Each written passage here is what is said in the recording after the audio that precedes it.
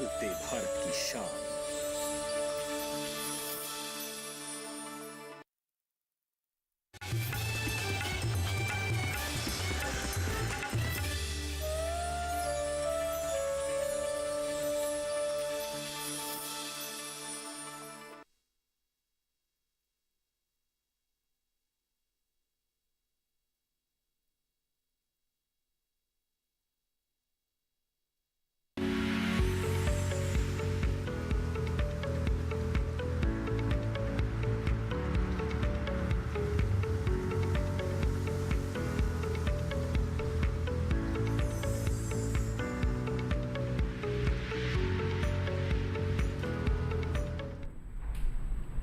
नमस्कार, दूरदर्शन किसान पर कार्यक्रम हेलो किसान देखना शुरू कर चुके हैं आप, और मैं हूं आपके साथ पुलकित शुक्ला।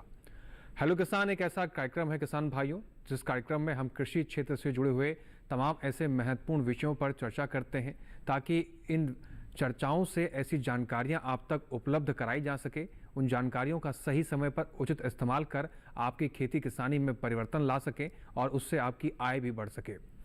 हेलो किसान के इस कार्यक्रम में आपकी भूमिका भी बहुत महत्वपूर्ण हो जाती है, क्योंकि जैसे कि आप सभी जानते हैं कि आपके सवालों को सीधा लाइव इस कार्यक्रम में शामिल किया जाता है, और विषय से जुड़े हुए जो जानकार होते हैं वो आपके सवालों का सीधा लाइव जवाब इस कार्यक्रम के माध्यम से आपको देते हैं।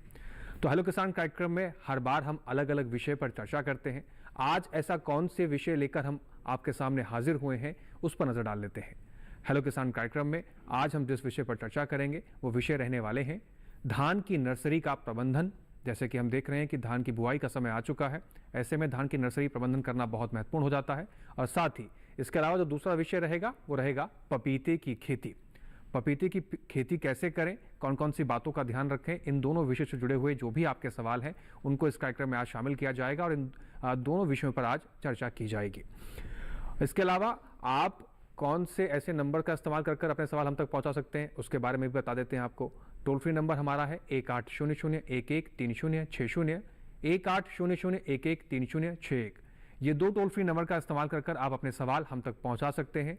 लेकिन फ़ोन करते समय एक चीज़ का विशेष रूप से ध्यान रखें कि आपके फ़ोन की जो नेटवर्क है वो पर्याप्त हो, ताकि बेहतर संवाद स्थापित हो सके, और आपके टेलीविज़न का आवाज़ थोड़ा सा कम हो, ताकि बातचीत करने में कोई बाधा उत्पन्न ना हो। इसके अलावा आप हमें व्हाट्सएप के जरिए भी अपने सवाल हम तक पहुंचा सकते हैं। व्हाट्सएप का नंबर भी आप नोट कर लीजिए, 8800520717।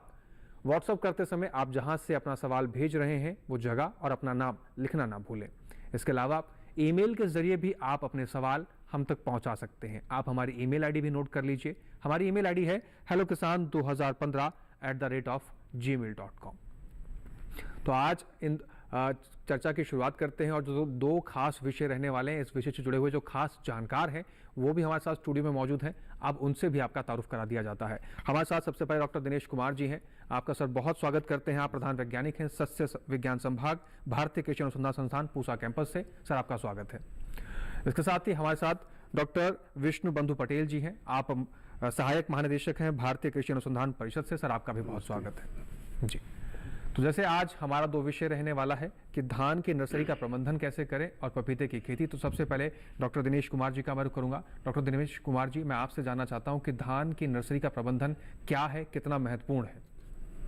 धान का अब रोपाई का समय जुलाई के महीने में आ जाता है, और किसान अधिकतर इसकी रोपाई विधि से ही खेती करते हैं जी। अब नर्सरी की या पौधशाला की बुआई का समय आ गया है। ये समय मोटे तौर पे 15-20 मई से लेकर और 10 जून तक होता है। किसान भाइयों, अब आप नर्सरी की तैयारी शुरू कर सकते हैं।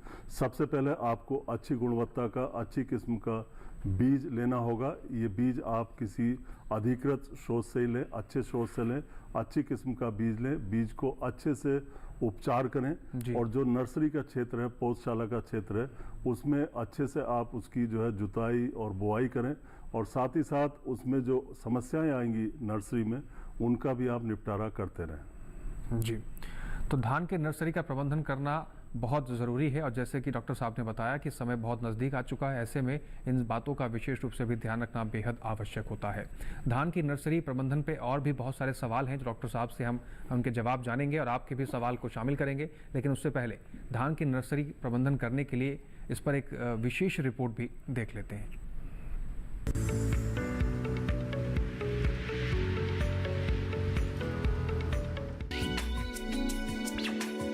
धान की नर्सरी लगाते समय कुछ जरूरी बातों का ध्यान रखें। बीज का चयन सावधानी के साथ करें। आधारित और प्रमाणित बीजों का ही इस्तेमाल करें, जिनमें जमाव किस्म की शुद्धता और स्वस्थ होने की प्रामाणिकता होती है। धान की नर्सरी के लिए मध्यम आकार की किस्मों के लिए 40 किलो, मोटे धान के लिए 45 किलो और बासमती किस्मों के लिए 20 से 25 किलो बीज काफी रहते हैं। धान के बीज को बोने से पहले 4 ग्राम ट्राइकोडर्मा या 2.5 ग्राम थीरम से बीजोपचार कर लेना चाहिए। जहां पर जीवाणु झुलसा या जीवाणुधारी रोग की समस्या हो, वहां पर 25 किलो बीज के लिए 4 ग्राम स्ट्रेप्टोसाइक्लिन या 40 ग्राम प्लांटोमाइसिन को मिलाकर पानी में रात भर भिगो दें। 24 से 36 घंटे तक जमाव होने दें। बीच बीच में पानी का छिड़काव करते रहें और दूसरे दिन छाया में सुखाकर नर्सरी में डाल दें। धान की पौध तैयार करने के लिए 8 मीटर लंबी और 1.5 मीटर चौड़ी क्यारियां बनानी चाहिए। जब तक नौ पौध हरी न हो जाए, पक्षियों से होने वाले नुकसान से बचाने के लिए विशेष सावधानी बरती जानी चाहिए। बुआई के 1 से 2 दिन बाद पायराजो सल्फ्यूरान 250 ग्राम प्रति हेक्टेयर की दर से पौध निकलने से पहले छिड़काव करें। इसके लिए शाकनाशी को रेत में मिलाकर उसे नर्सरी क्यारियों पर एक समान रूप से फैला दें और हल्का पानी क्यारियों में भरा रहने दें, जिससे खरपतवार नाशी एक समान क्यारियों में फैल जाएं। पानी का स्तर 1 से 2 सेंटीमीटर काफी रहेगा। वहीं अच्छी फसल पाने के लिए संतुलित पोषक तत्वों के इस्तेमाल से नव पौध की अच्छी बढ़वार, स्वस्थ और पर्याप्त पोषण मिलना जरूरी है। इसके लिए 1000 वर्ग मीटर क्षेत्र के लिए 10 क्विंटल सड़ी हुई गोबर की खाद, 10 किलो डाई अमोनियम फास्फेट और 2.5 किलो जिंक सल्फेट जुताई से पहले मिट्टी में अच्छी तरह से मिलाने के बाद बुआई करें।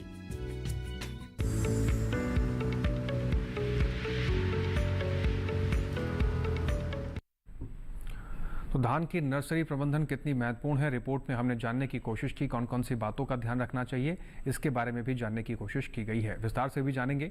फिलहाल आगे बढ़ते हैं हमारे दूसरे मेहमान की तरफ। डॉक्टर विष्णु जी हमारे साथ जुड़े हुए हैं। डॉक्टर विष्णु जी, आपसे हम जानना चाहते हैं कि पपीते की खेती से क्या क्या संभावनाएं हैं, कितना मुनाफा अगर कोई पपीते की खेती करना चाहता है तो कमा सकता है, और किन बातों का ध्यान रखना चाहिए पपीते की खेती करते समय। देखिए, पपीता एक जो फल है वो बहुत अच्छी मुनाफा देने वाली फल है जी, और हर कोई पपीता खाना चाहता है, क्योंकि पेट के रोगों से संबंधित अगर कोई बीमारी है तो पपीता उसमें काफ़ी फायदेमंद साबित होता रहा है जी। और पपीता का खेती हम पूरे भारत में लगभग कर सकते हैं, खास करके जो टेम्परेट रीजन है जहाँ पे मतलब ज़्यादा ठंडा पड़ता है, उन एरिया को छोड़ करके लगभग सभी एरिया में हम पपीता का खेती कर पाते हैं जी। और पपीता की खेती करने के लिए अच्छा मुनाफा प्राप्त करने के लिए अगर हम बात करें तो ये शुरुआत हो जाता है अच्छे बीज का चयन, खेत का चयन, फिर नर्सरी प्रबंधन, फिर खेतों को अच्छी तरह से जुताई करके उनमें पौधों का लगाना, और पौधों को लगाने के बाद उनका देखभाल करना, उनका उर्वरक प्रबंधन करना, सिंचाई प्रबंधन करना, और फिर विभिन्न रोगों और कीटों से बचाव, और अंत में उसका अच्छे से तुड़ाई कर करके बाजार तक पहुंचाना। ये सारी चीज़ों को ध्यान देने की पपीते में आवश्यकता होती है।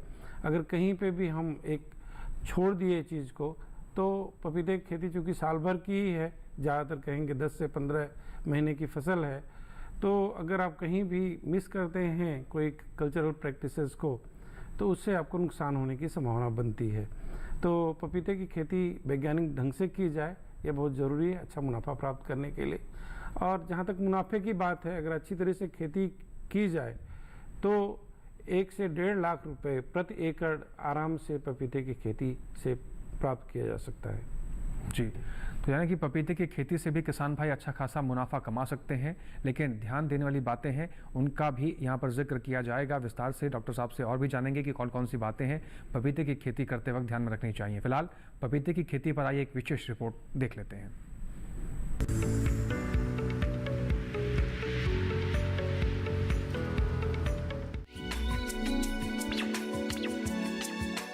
देश में पपीते का उत्पादन मुख्य रूप से दक्षिण और पश्चिम के राज्यों में होता है।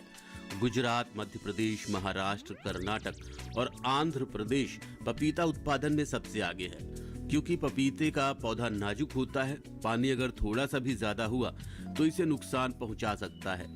ऐसे में नर्सरी तैयार करते समय बहुत सावधानी बरतने की जरूरत होती है। पपीते को फफूंदी वाले रोगों से खतरा ज्यादा रहता है, इसलिए नर्सरी वाली जगह में जल भराव नहीं होना चाहिए। इसके अलावा जमीन पूरी तरह स्वस्थ और कीड़ों व रोगों से मुक्त होनी चाहिए।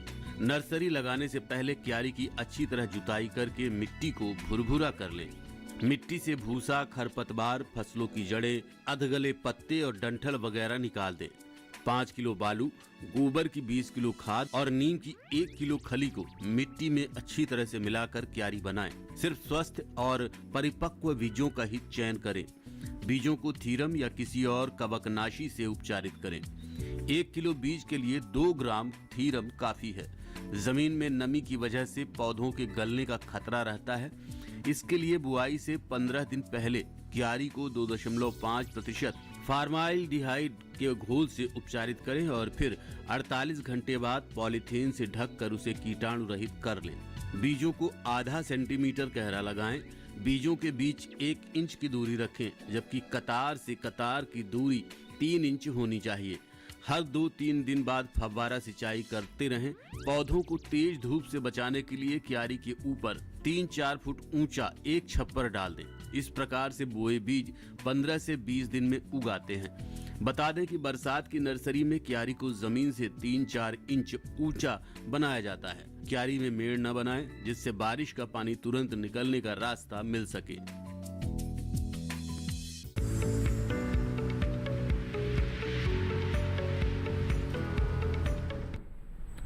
पपीते की खेती करने के लिए अगर आप इच्छुक हैं तो रिपोर्ट में बताई गई बातों का विशेष रूप से ध्यान रख सकते हैं। और भी तमाम महत्वपूर्ण जानकारियां पपीते की खेती को लेकर हम डॉक्टर विष्णु जी से लेते रहेंगे। और आपके कोई भी सवाल इन दोनों विषय से जुड़े हुए जो भी हैं, आप हमें डायरेक्ट फ़ोन करके अपने सवाल पूछ सकते हैं। स्टूडियो में मौजूद जो विशेषज्ञ हैं इन दोनों विषय से जुड़े हुए आपके सवालों के बेहतर तरीके से आपको जवाब देंगे, आपकी समस्याओं का समाधान करते हुए नजर आएंगे इस कार्यक्रम के अंदर।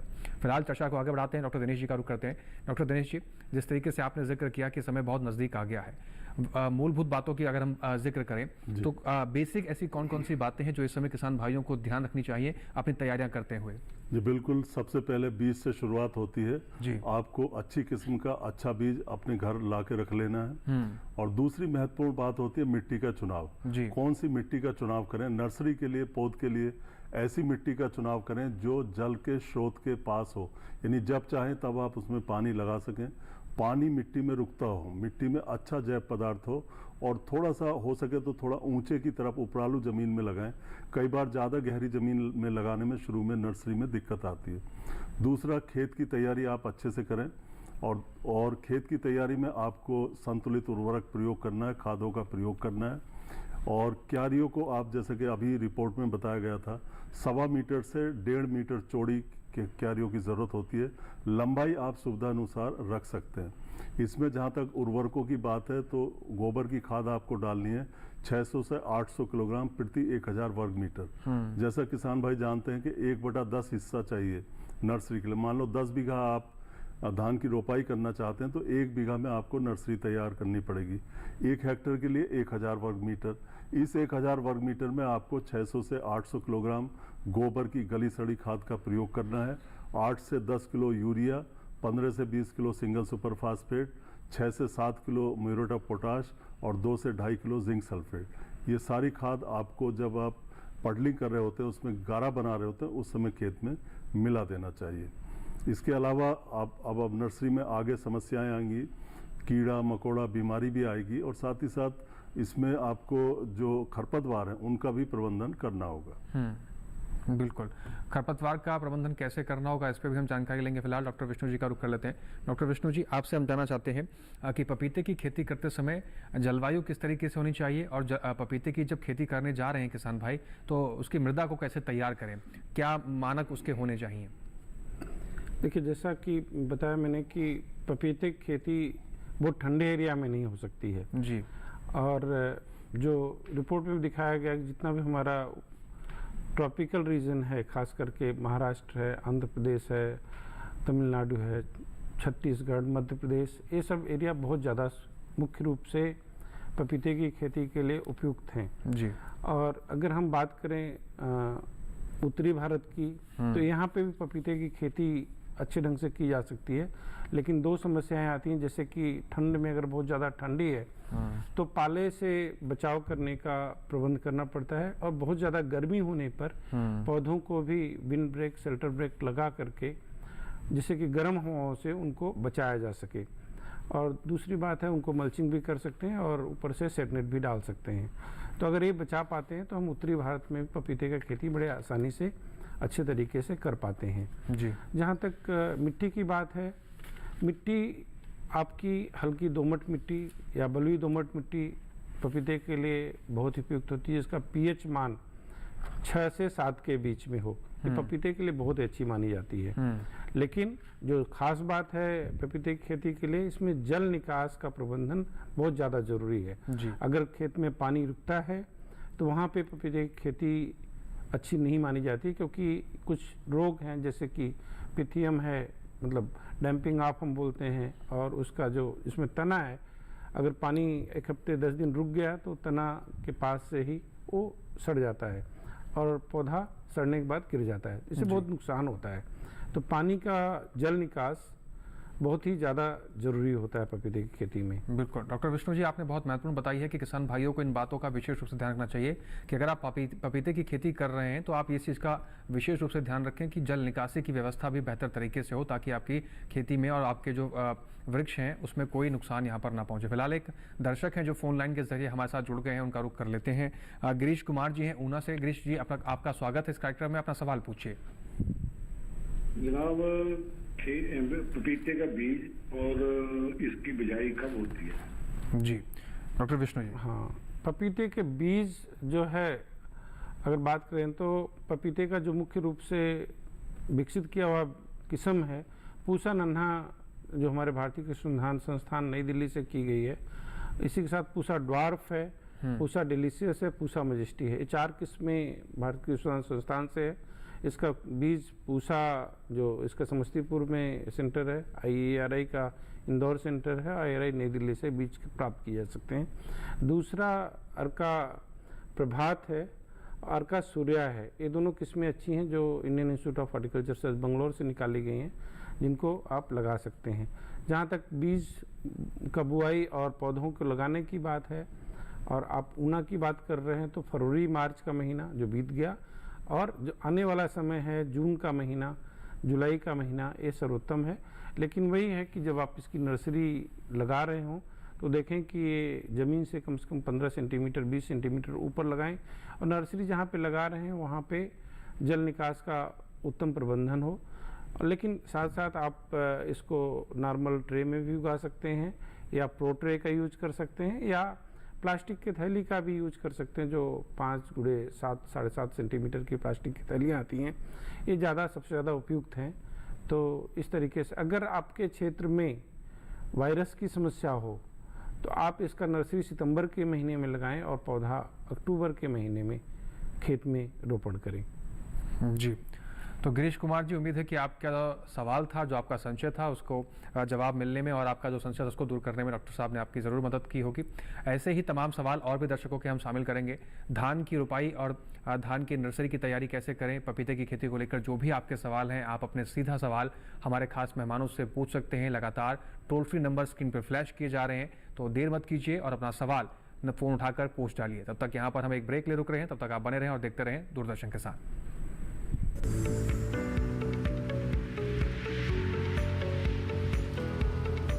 डीडी किसान ने कर ली है तैयारी, यहाँ मिलेगी पशुपालन की हर एक जानकारी। घर आंगन से लेकर व्यवसायिक फार्म तक, मुर्गी पालन से लेकर रेगिस्तान के जहाज तक, बीमारियों से पशुपालक बिल्कुल ना हो परेशान। विशेषज्ञ करेंगे आपकी समस्या का समाधान। देखिए अपना पशु चिकित्सक हर रविवार शाम 6:30 बजे दूरदर्शन किसान पर।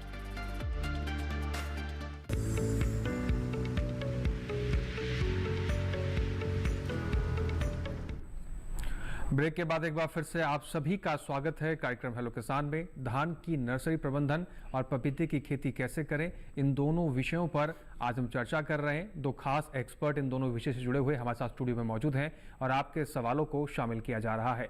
एक दर्शक हमारे फोन लाइन पर जुड़ गए हैं, विपिन सागर मध्य प्रदेश से। विपिन जी, आपका स्वागत है, अपना सवाल पूछिए। जी नमस्कार सर। जी नमस्कार सर, मैं ये जानना चाह रहा था धान की रोपाई के बारे में कि धान की रोपाई किस महीने में करनी चाहिए। और दूसरा सवाल सर ये था कि आजकल डायरेक्ट बुआई के लिए ज़्यादा बढ़ावा दिया जा रहा है कि रोपाई ना ही करें धान की, मतलब नर्सरी ना लगाएं, डायरेक्ट बुआई कर दें। तो सर इसको हम कैसे कर सकते हैं और क्या ये ठीक रहेगा? जी डॉक्टर दिनेश जी। जी बिल्कुल, आपका पहला प्रश्न है कि रोपाई धान की कब की जाए मध्य प्रदेश में। तो रोपाई का सबसे उत्तम समय आपके हिसाब से 1 जुलाई से और 10 जुलाई के बीच आप रोपाई करें, सबसे अच्छा समय रहेगा। उस समय बरसात भी अच्छी आ जाती है। आपका दूसरा सवाल है कि क्या हम धान की सीधी बिजाई कर सकते हैं, और आपने अपने सवाल में ही एक आध जवाब भी दे दिया है, क्योंकि आजकल देखने में आ रहा है कि पानी की कमी बहुत ज़्यादा हो रही है, सभी जगह कमी हो रही है। और दूसरा, धान उत्पादन में श्रमिक बहुत लगते हैं। आपके लिए पोत तैयार करनी पड़ती है, फिर रोपाई तैयार करनी पड़ती है, तो इसमें लेबर बहुत ज़्यादा लगती है और जुताई भी काफ़ी करनी पड़ती है। 2 बार पडलिंग के टाइम जुताई करनी पड़ती है, उसके पहले करनी पड़ती है। तो कुल मिला के आप सीधी बिजाई अगर करते हैं तो उससे आपको लाभ मिलेगा, खास करके पानी की और श्रमिकों की बचत होगी। और आजकल बहुत सी ऐसे हर्बिसाइड आ गए हैं, ऐसे शाकनाशी या खरपतवार नाशी दवाएं, रसायन आ गए हैं जो खरपतवारों को नष्ट कर देते हैं। तो आप निश्चित तौर पर सीधी बिजाई में जा सकते हैं और इसमें आप कम अवधि की किस्म लें, कोई बहुत लंबी अवधि की किस्म ना हो, वो ज़्यादा फायदा देगी। साथ ही साथ बुआई का जो बीज दर है इसमें 30 से 35 किलोग्राम प्रति हेक्टेयर के हिसाब से पड़ेगा। 20 से 25 सेंटीमीटर दूरी पे रखना है आपको, और इसी तरीके से पोषक तत्वों का उचित प्रबंधन आपको करना होगा। जी विपिन जी, उम्मीद है कि आपके सवाल का जवाब आपको मिल गया होगा। डॉक्टर पटेल जी का रुख करते हैं। डॉक्टर पटेल जी, आपने यहाँ पर पपीते की खेती में 4 तरह की किस्मों के बारे में जिक्र किया। हम आपसे जानना चाहते हैं कि ये 4 किस्में देश के किसी भी कोने में लगाई जा सकती हैं, और साथ ही इसके अलावा हम जानना चाहते हैं और इसमें क्या सिर्फ 4 किस्में ही, कौन कौन सी ऐसी महत्वपूर्ण किस्में हैं जिससे ज़्यादा उत्पादन लिया जा सकता है? जी, इन किस्मों के अलावा भी किस्में हैं जो हमारे कोयम्बटूर तमिलनाडु एग्रीकल्चर यूनिवर्सिटी से निकाली गई हैं। कोयम्बटूर 1 से लेकर के 8-9 तक है इन किस्मों का, और महाराष्ट्र में कृषि विश्वविद्यालय है, उसने भी किस्म निकाली हुई है। जी। तो लेकिन अगर ज़्यादातर एरिया देखें हम, ज़्यादा प्रचलित किस्म है आजकल रेड लेडी, जो ताइवान की वैरायटी है, वो भी ज़्यादा प्रचलित किसानों के बीच में है। किस्में 2 तरह की होती हैं। जी। एक डायोसियस किस्म होती है जिसमें कि नर और मादा फूल अलग अलग पौधे पे आते हैं। जी। और एक गाइनोडायोसियस तरह की किस्म होती है जिसमें कि मादा फूल और हर्माफ्रोडाइट, मतलब दोनों तरह के पौधों में फल बनते हैं। जी। तो जब अगर हम डायोसियस किस्म का उसको प्रयोग में लाते हैं, जैसे कि पूसा नन्हा है, पूसा ड्वार्फ है, तो ऐसे केसेस में हमको 10 फीमेल पौधों के बीच में 1 मेल पौधा रखना होता है। और इसी तरह से जैसे गाइनोडायोसियस किस्म है हमारी, पूसा डिलीशियस है, पूसा मजेस्टी है, अर्का प्रभात है, अर्का सूर्या है, या रेड लेडी है, जिसमें कि मादा और नर और मादा पुष्प एक साथ आते हैं। जी। तो इस तरह का कुछ किस्में अगर हम प्रयोग करते हैं तो हमें अलग से नर पौधों को रखने की आवश्यकता नहीं होती है। कुछ और किस्में जो पीछे प्रचलित रही हैं, कुर्ग हनी ड्यू है, कुर्ग है, और इसी तरह से कुछ विदेशी किस्में और भी आजकल आयात कर रहे हैं। कुछ प्राइवेट कंपनियां हैं जो आयात कर रही हैं, लेकिन अगर मोटा मोटी देखें तो रेड लेडी या हमारा प्रभात है या हमारा पूसा नन्हा है, इन किस्मों का प्रचलन काफ़ी मात्रा में है। जी। तो ये किस्में भी किसान भाइयों को मिल सकती हैं, और अगर किसान भाई पपीते की खेती करने में इच्छुक हैं तो इसमें भी आगे बढ़ सकते हैं। फिलहाल एक दर्शक हैं नंदस्वरूप मिश्रा जी, बाराबंकी उत्तर प्रदेश से हैं। नंदस्वरूप जी, आपका स्वागत है, अपना सवाल पूछिए।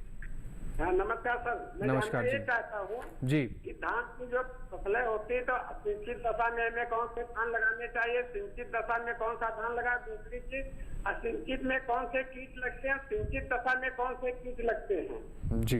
डॉक्टर दिनेश जी।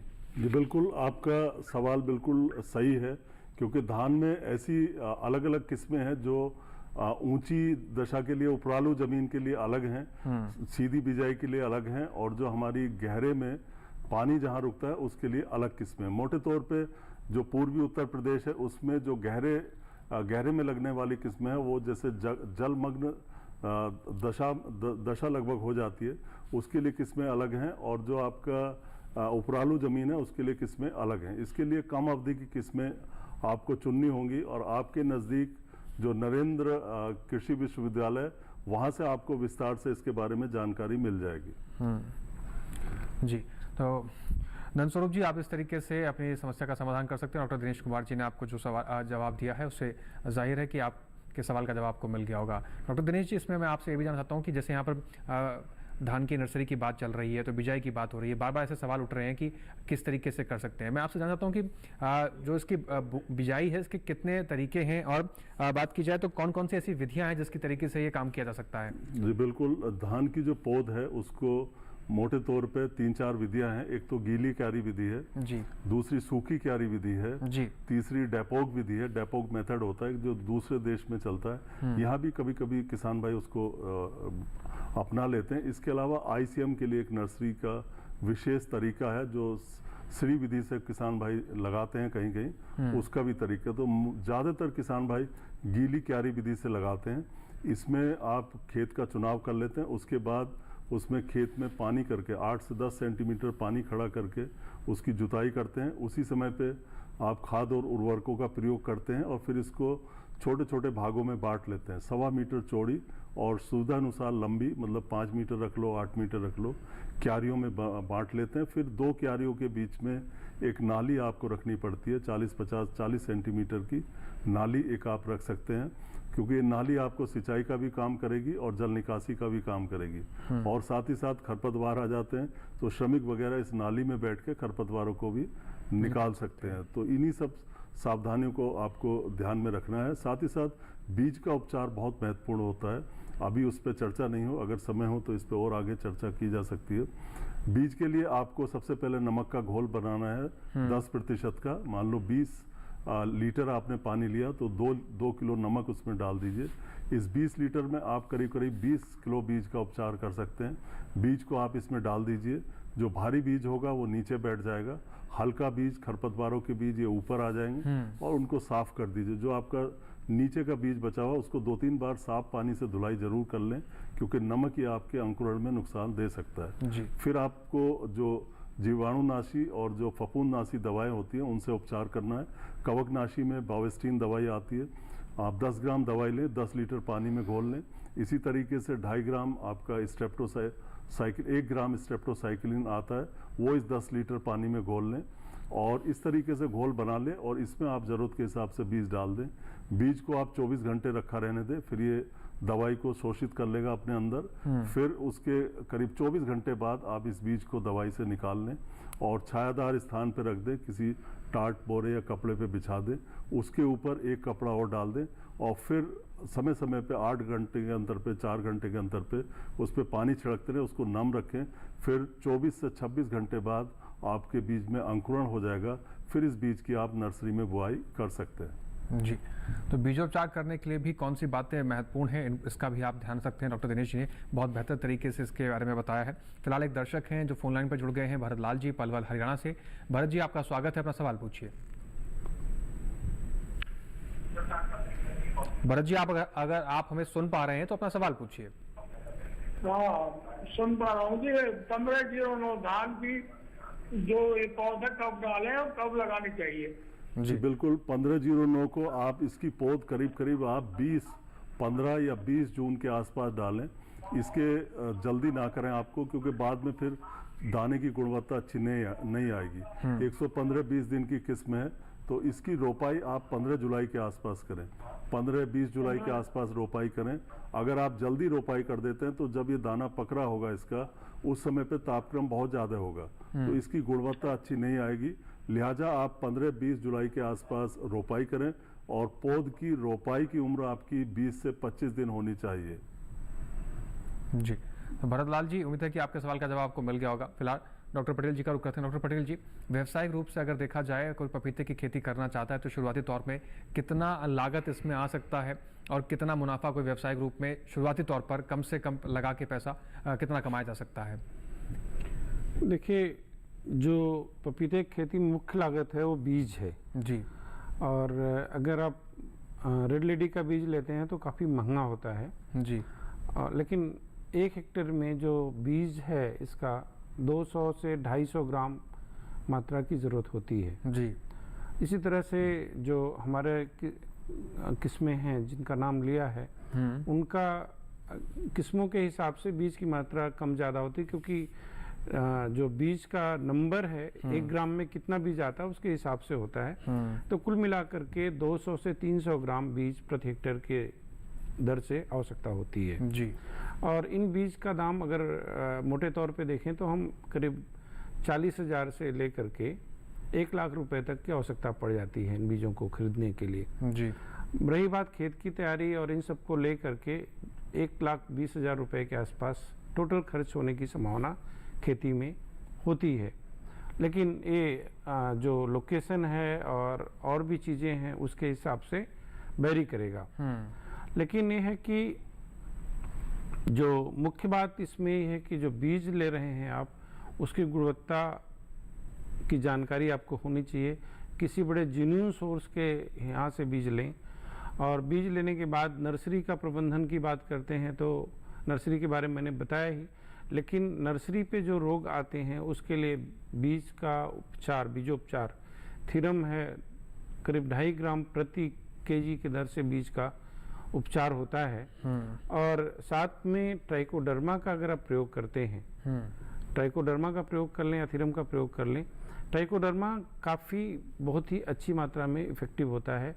जो नर्सरी से जो कवक रोग हैं नर्सरी में लगने वाले उसको रोकथाम के लिए बहुत ही अच्छे साबित हुए हैं जी। और उसके बाद आप जब खेत की तैयारी करते हैं, लगाना है, तो आप खेत की जो जगह है पहले से सुनिश्चित कर लें कि कहाँ पे आपको पपीता लगाना है। और जो दूरी रखते हैं करीब 1.5 से 1.8 मीटर की दूरी रखते हैं, रो से रो की और पंक्ति से पंक्ति की, पंक्ति से पंक्ति और लाइन से लाइन की दूरी इतना रखते हैं।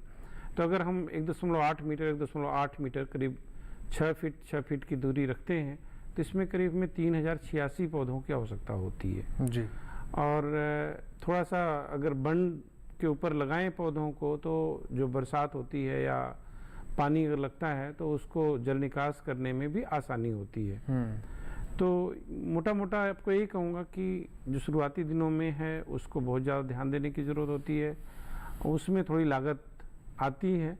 तो उन लागत को जब आप आगे पौधा स्वस्थ होगा और उत्पादन देगा और उत्पादन से आपका जो मुनाफा होगा वो काफ़ी अच्छा होगा जी। तो इस तरीके से अगर शुरुआती तौर पर व्यावसायिक रूप से भी अगर पपीते की खेती करना चाहते हैं तो इन बातों का ध्यान रखें और शुरुआती तौर पर इतने पौधे लगाकर आप व्यवसाय के रूप में पपीते की खेती को शुरू कर सकते हैं। चर्चा को आगे बढ़ाएंगे, लेकिन यहाँ एक ब्रेक के लिए रुकना होगा। तब तक आप बने रहें और देखते रहें दूरदर्शन के साथ।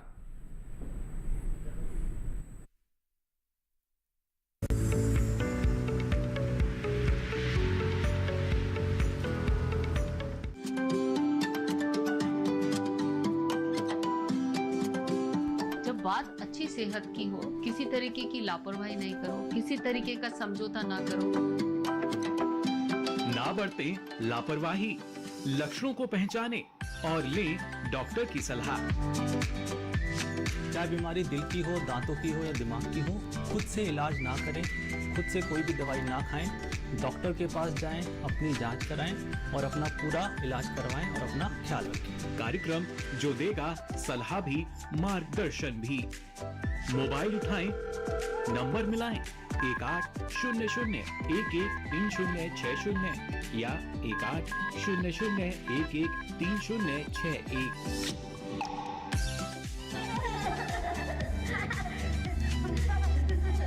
आपके अपने फोन इन कार्यक्रम स्वस्थ किसान में हर शनिवार शाम 6 से 7 बजे सिर्फ डीडी किसान पर।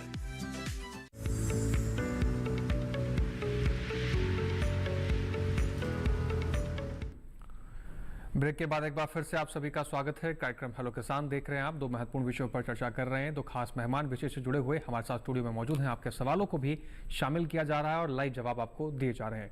डॉक्टर दिनेश जी का रुख करते हैं। डॉक्टर दिनेश जी, हम आपसे जानना चाहते हैं कि ये सभी तैयारियों के साथ किसान भाई आगे बढ़ते हैं, लेकिन हम देखते हैं कि कभी कभी किसान भाइयों की फसलों में कुछ रोग भी लग जाते हैं। उन रोग को प्रबंधन करने की क्या तकनीक होनी चाहिए और कौन कौन से रोग लग सकते हैं और उन रोगों को बचाव करने का तरीका क्या है?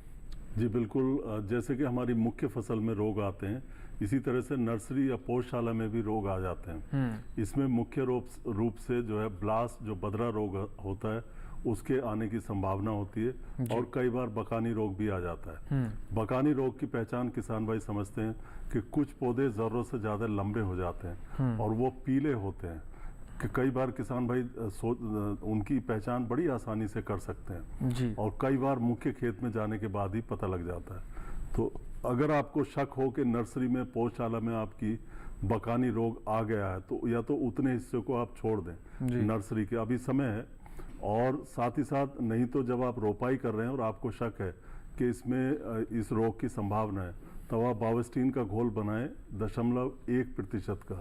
1 ग्राम बावस्टीन 1 लीटर पानी, ज़रूरत के हिसाब से आप घोल बना लें और उसमें करीब आधा 1 घंटा तक उसको रखे रहें पौध को, तो बकानी रोग आपका कम हो जाएगा। और दूसरा रोग जो बदरा रोग है, ब्लास्ट है, ये भी कई बार पौधशाला में आ जाता है। इसमें आँख के आकार के धब्बे बनते हैं पत्तियों पे, जैसे हमारी आँख होती है।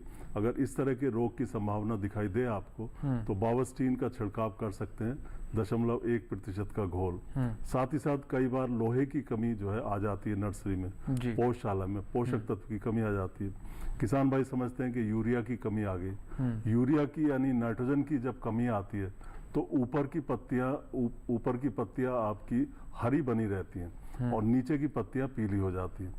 लेकिन जब लोहे की कमी आती है तो अगर ध्यान से किसान भाई देखेंगे तो उसमें आपकी ऊपर की पत्तियां पीली होती हैं और नीचे की पत्तियां हरी बनी रहती है, यानी उल्टा होता है। लोहे में ऊपर की पत्ती पीली, नाइट्रोजन में नीचे की पत्ती पीली। तो बड़ी खास पहचान है।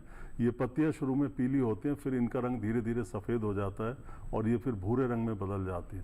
ये बहुत ही कई बार नुकसान देती है नर्सरी को। इसके लिए आपको खेत में पानी रखना है। अगर आप लगातार पानी बनाए रखेंगे तो लोहे की कमी अपने आप दूर हो जाएगी। फिर भी अगर बनी रहती है तो 0.5% फेरस सल्फेट का घोल आप छिड़क दें, तो इससे आयरन की कमी, लोहे की कमी दूर हो जाती है।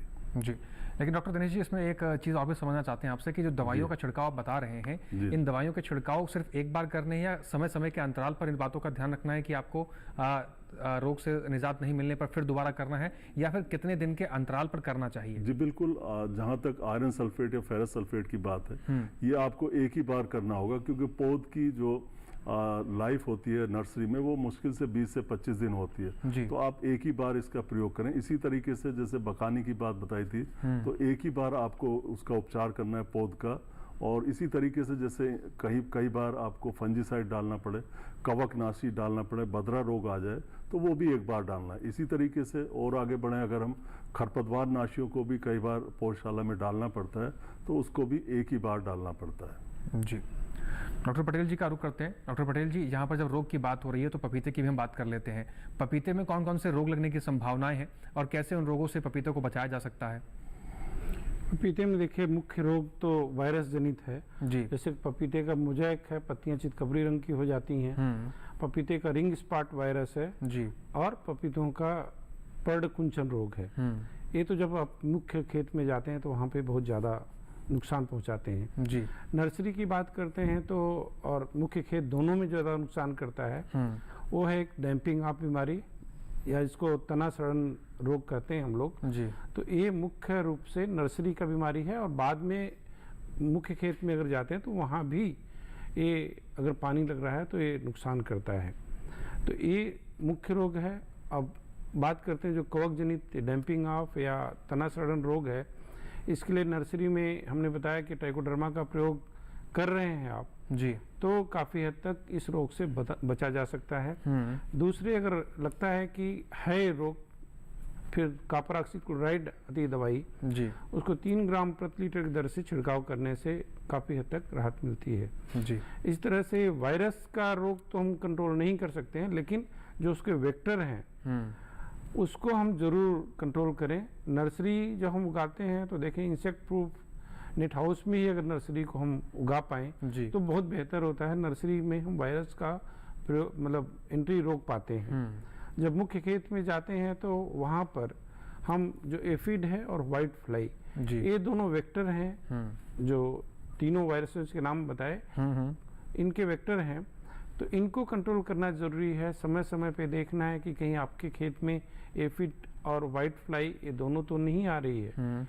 और ये बड़े छोटे छोटे कीट होते हैं जो कि एक पौधे से दूसरे पौधे पे जाते हैं जी। तो इसके नियंत्रण के लिए आप नीम का जो आयल होता है उसका भी प्रयोग कर सकते हैं। साथ में इमिडाक्लोपिड दवाई आती है, जो भी सकिंग पेस्ट है, जो भी चूसने वाले कीड़े हैं, इसकी करीब 0.4 मिलीलीटर प्रति लीटर की दर से जी, मतलब अगर हम बात करें 4 मिलीलीटर प्रति 10 लीटर में आप इसको प्रयोग करके पौधों पे समय समय पे 10 से 15 दिन के अंतराल पे छिड़काव करने से बचाव होती है। अगर फिर भी आप देखते हैं कि आपके खेत में रोग आ रहा है जी, जो पर्ड कुंचन है, या जैसे मैंने बताया कि पर्ड कुंचन में क्या होगा कि पत्तियां सिकुड़ जाती हैं और एक गोल घेरा बना लेती हैं।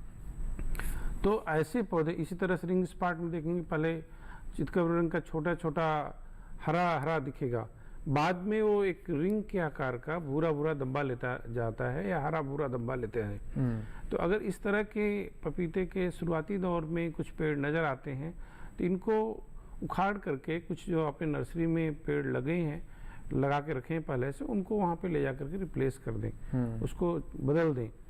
तो इससे क्या है, और इन जो पौधे आपने वहाँ से हटाया है इसको ज़मीन के अंदर गाड़ दें, जिससे कि इससे रोग दूसरे पौधों में न जा पाए। तो ये सब बातों का ध्यान थोड़ा देंगे तो पपीते का जो पौधा है, जो आपका बाग है, वो रोग से मुक्त रहेगा। बिल्कुल। डॉक्टर दिनेश जी का रुख कर लेते हैं अब। डॉक्टर दिनेश जी, यहाँ पर खेत तैयार करने की बात होती है और कई बार जिक्र हुआ जुताई के बारे में। खेत तैयार करते समय जुताई का किस तरीके से ध्यान रखना है और जुताई करते समय कौन से साधनों का प्रयोग करना चाहिए, जैसे कि कल्टीवेटर का प्रयोग करें या और कौन से साधन है जिसका प्रयोग किया जा सकता है, और साथ ही कितनी गहराई पर इसकी जुताई होनी चाहिए, साथ ही सिंचाई का प्रबंधन कैसे होना चाहिए धान की खेती के दौरान में, आप इस बारे में बताइए। जी बिल्कुल। देखिए किसान भाइयों, आप जानते हैं कि पहले तो नर्सरी में यानी पौधशाला में आपको जल का प्रबंधन करना है, और फिर जो मुख्य खेत है जिसकी अभी बात की है उसमें भी आपको जल का प्रबंधन करना है, जुताई का प्रबंधन करना है। तो नर्सरी में जैसे आपने शुरू में आपने बुआई की, उसमें फिर एकदम से पानी खड़ा ना करें, तो कई बार शुरू में बीज गल सकता है। एक बार सिंचाई कर दें और शाम को उस पानी को निकाल दें जी। 2-3 दिन आपको ये करना है। इसके बाद फिर उसमें जैसे जैसे पौधे की लंबाई बढ़ती जाएगी उसमें जल आप खड़ा रख सकते हैं, पानी उसमें रोक सकते हैं खेत में जी। जहाँ तक मुख्य खेत की बात है तो उसमें तो हालांकि अभी समय है, लेकिन फिर भी अभी से किसान भाई अपने खेत की मेड़बंदी अच्छे से कर लें, क्योंकि जब आप रोपाई करने जाएंगे उस समय बरसात का समय जरूर आ चुका होगा और आप बरसात के पानी को ज़्यादा से ज़्यादा अपने खेत में रोकने की कोशिश करेंगे। इसके लिए अभी से आप मेड़बंदी कर लें। साथ ही गहरी जुताई बहुत ज़रूरी होती है। अगर आपके खेत इस समय खाली हैं तो आप एक गहरी जुताई ज़रूर कर लें, कम से कम 30 सेंटीमीटर गहरी जुताई आप कर सकते हैं। उससे क्या होता है, कई बार नीचे एक परत बन जाती है, हार्ड पैन होती है, वो आपकी टूट जाएगी। और फिर आपका जब समय आएगा तो आप उस समय खेत में आपके या तो बरसात का पानी इकट्ठा हो जाएगा, और नहीं तो कई बार किसान भाई नहर से या कुएं से सिंचाई करके उसमें पानी खड़ा करते हैं 8 से 10 सेंटीमीटर। और कल्टीवेटर हो, देसी हल हो, हैरो हो, टिलर हो, और या कोई भी और यंत्र हो, आपके आजकल पडलर मशीन भी आने लगी है, उनका प्रयोग करके आप खेत को तैयार कर सकते हैं। साथ ही साथ उस समय पे आपको खेत को समतल भी करना होगा। बिल्कुल। तो इन बातों का भी ध्यान आप रख सकते हैं अगर धान की खेती करने जा रहे हैं या फिर करने की सोच रहे हैं। फिलहाल डॉक्टर पटेल जी का आप कर लेते हैं। डॉक्टर पटेल जी, अब यहाँ पर तमाम बातें तो हो चली, आप बीज लगा लिया, खेत तैयार कर लिया, इसके साथ ही अगर हम बात करें पपीते की तुड़ाई का सही समय आ चुका है, इसकी पहचान कैसे करें किसान भाई, और तुड़ाई करने के बाद अगर व्यवसायिक रूप से उसकी खेती की गई है तो उसकी पैकिंग का कितना महत्वपूर्ण है रोल, मार्केटिंग में किस तरीके से किया जाए? जी बिल्कुल। एक्चुअली देखेंगे आप कि सारा कुछ पपीता तुड़ाई पे निर्भर करता है, उसके बाद की जो मुनाफा है वो मार्केटिंग से तय होता है जी। तो जब तुड़ाई की बात करते हैं तो हमको पहले ये जानना बहुत ज़रूरी है कि हम नज़दीक की मंडी में लेके जा रहे हैं या दूर की मंडी के लिए तुड़ाई कर रहे हैं। तो उसके हिसाब से, उसकी पपीते की मैच्योरिटी के हिसाब से हम तुड़ाई करते हैं। अगर दूर में ले जाना है तो हल्का थोड़ा सा जब पपीते का कलर बदल रहा हो तो उस समय हमें तुड़ाई करनी चाहिए।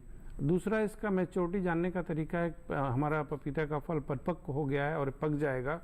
अगर आप हल्का सा कहीं से टच करते हैं उसको, तो अगर वो कच्चा होगा तो पूरा दूध के जैसा वहाँ से निकलेगा पदार्थ। अगर आपका पपीता मैच्योर हो गया है तो वहाँ पे पानी के जैसा हल्का, उसका जो जहाँ पे आपने कट दिया हल्का सा, वहाँ पानी के जैसा होगा। दूसरे, अगर साइज शेप देखेंगे तो किस्म के हिसाब से वो पूरा साइज और शेप उसका बन जाता है। रही बात तुड़ाई की, तो आप ये देखेंगे जब पपीते को नॉर्मली हाथ से ही तोड़ते हैं, तो हाथ से जब तोड़ते हैं तो अगर थोड़ा सा उसको ट्विस्ट करते हैं, घुमाते हैं, तो पपीता आसानी से टूट जाए। तो ये भी एक मैच्योरिटी का तरीका है जानने का कि पपीता टूट रहा है जी। और पपीता हो गया, आम हो गया, इस तरह की फसलें होती हैं जो कि हम लोग कहते हैं कि तोड़ करके रख के पकाए जा सकते हैं, क्लाइमेटिक फ्रूट्स हैं जी। तो उसको बाजार के हिसाब से उसी मैच्योरिटी पे तोड़ेंगे तो इसको लंबे समय पे रख सकते हैं। अब किसान भाइयों को इसको दूर बाजार में ले जाना है, उनको पता है कि कहाँ की मंडी में ले जाना है तो ज़्यादा मुनाफा मिलेगा जी। तो ये बहुत ज़रूरी है कि पपीते को हम तोड़ने के बाद जो उसकी फील्ड हीट होती है, जो उसके अंदर गर्मी है, वो निकालना बहुत ज़रूरी होता है। तो उसको तोड़ने के बाद ठंडा करें और हो सके तो पपीते के पौधे, मतलब जो पपीते का फल है, पौधे से तुड़ाई करते वक्त सुबह के वक्त ही तुड़ाई करें। इससे क्या होता है, रात का जो तापमान होता है थोड़ा कम होता है और इसमें फील्ड हीट भी बहुत कम होती है, तो पपीते सड़ते नहीं हैं ट्रांसपोर्ट के टाइम पे। फिर अगला बात आता है, इसको ग्रेडिंग कर लें जी। एक जैसे पपीते, एक साइज के पपीते एक साथ रखें। जैसे मैंने कहा कि हर्माफ्रोडाइट किस्म है, जो मतलब गायनोडायसिस किस्म है, तो जो फीमेल किस्म है उसका देखेंगे फल गोल तरह का होता है, लेकिन जो हर्माफ्रोडाइट पौधे से फल आते हैं उसका जो फल है थोड़ा लंबा आकार का होता है। तो ये लंबे आकार का बाजार में बहुत ही पसंद किया जाता है फल, गोल आकार थोड़ा कम पसंद होता है। तो गोल जितने हैं उसको एक साथ ग्रेडिंग कर लें, लंबे हैं साइज के हिसाब से एक तरफ ग्रेडिंग कर लें। और अगली बात आती है ग्रेडिंग करने के बाद कि इसको हम कितने तापमान पे रखें। पपीते का तापमान देखिए बहुत ठंडे में नहीं रख सकते हैं। नॉर्मली हम लोग यही सोचते हैं कि फ्रिज वाला तापमान बहुत बढ़िया है, लेकिन हर एक फल को नहीं रख सकते। पपीता चूंकि एक ट्रॉपिकल फल है तो उसको हम 10 से 13 डिग्री तापमान पे ही भंडारण करेंगे। तो उसको अगर आपका ट्रक भी जो है उसमें अगर ठंडा करने का सुविधा है तो 10 से 13 डिग्री तक, और रिलेटिव ह्यूमिडिटी भी दूसरा इंपॉर्टेंट फैक्टर होता है, करीब 65 से 75% तक रिलेटिव ह्यूमिडिटी में इनको ट्रांसपोर्ट करके दूसरी जगह पे मंडियों में ले जा सकते हैं। मंडियों का भाव आजकल हर एक किसान भाइयों को मोबाइल पे भी उपलब्ध होता है और ई नाम पोर्टल पे भी उपलब्ध है, तो वहाँ पे आप देख के अपने उस हिसाब से प्लान करके तुड़ाई करें और बाजार में मतलब मंडियों को ले जाएं, जिससे आपको अच्छा मुनाफा प्राप्त हो सके। बिल्कुल, बहुत महत्वपूर्ण जानकारी यहाँ पर डॉक्टर पटेल जी ने साझा करी है। किसान भाई फलों की तुड़ाई करते वक्त भी विशेष रूप से ध्यान रखें, क्योंकि सारा खेल तुड़ाई का भी है। कौन कौन सी बातों का ध्यान रखना चाहिए तुड़ाई के वक्त, उसके बाद पैकिंग कितनी महत्वपूर्ण है, मार्केटिंग करते समय आपको सही मूल्य कैसे मिलेगा पपीते का, इसके बारे में भी महत्वपूर्ण जानकारी डॉक्टर पटेल साहब ने यहाँ पर उपलब्ध कराई है। फिलहाल चर्चा को आगे बढ़ाएंगे, लेकिन यहाँ एक ब्रेक ले रुकना होगा। आप बने रहें और देखते रहें दूरदर्शन किसान।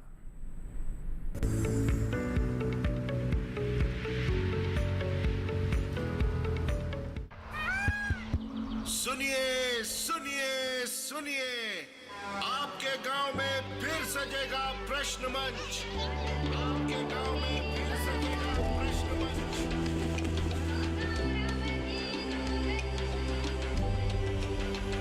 मिट्टी, मौसम, बीज, फसल,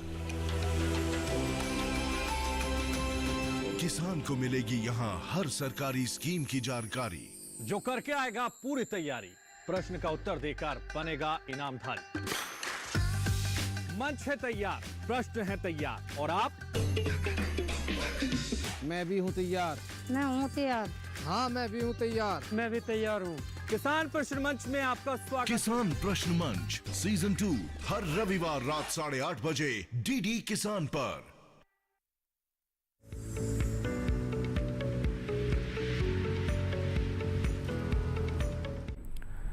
ब्रेक के बाद एक बार फिर से आप सभी का स्वागत है। अपना पसंदीदा कार्यक्रम आप देख रहे हैं हेलो किसान।